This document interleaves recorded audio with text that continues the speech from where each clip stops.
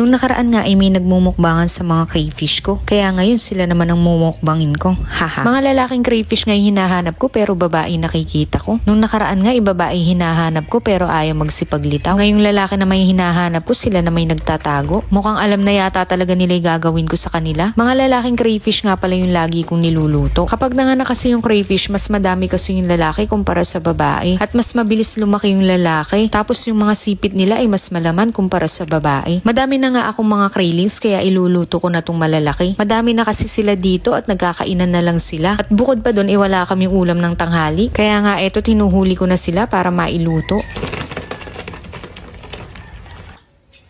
Habang naghahanap nga ako ng lalaking crayfish nakita ko tong isa. May itlog. Sana hindi ko nahuli yung tatay nyo para hindi kayo maulila. Haha, charot.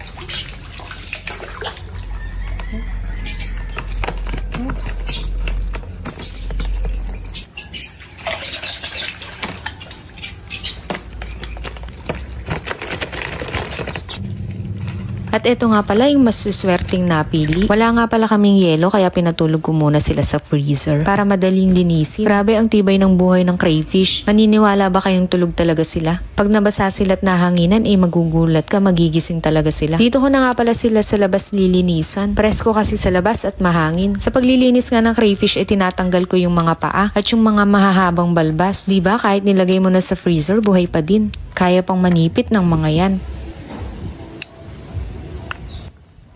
Hinugasan ko nga din pala sa asin para matanggal yung masasamang espiritu. Haha, charot. Hindi naman malansa yung crayfish pero para na din mawala yung mga kumapit na kung ano-ano. Ang crayfish nga pala may bituka na parang sa hipon. At ganito nga pala yung tinatanggal. Iikutin mo lang yung pinakagitnang buntot at hihilahin.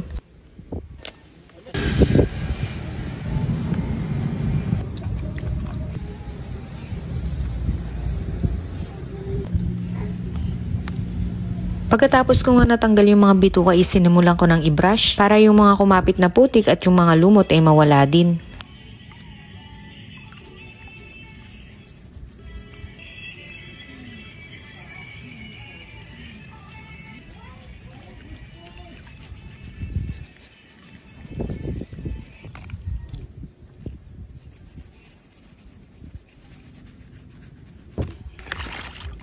At eto na nga pala sila nung malinis na. Pwede nang iluto.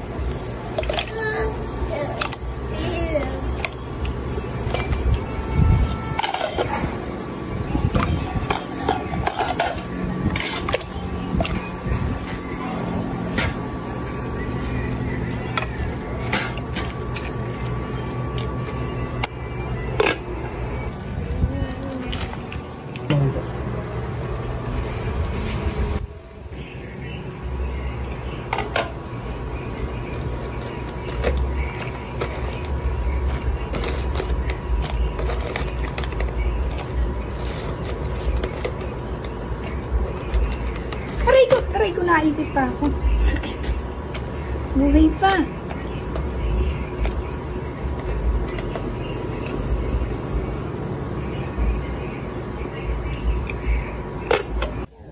Pinahimay ko nga sa asawa ko tong kangkong. Literal na himay talaga yung ginawa. Dahon lang yung kinuha, hindi sinama yung puno. Kahirap talagang utusan ng mga lalaki. Haha, charot.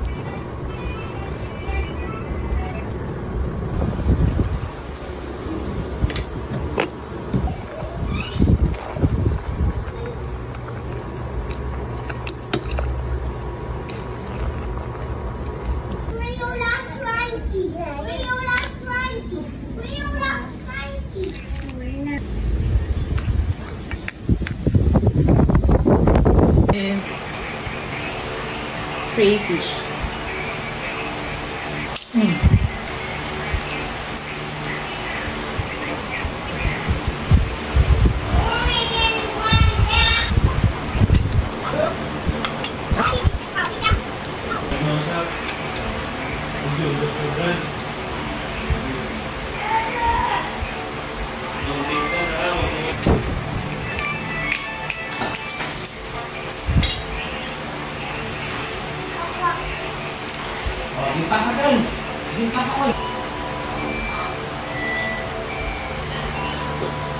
Yeah.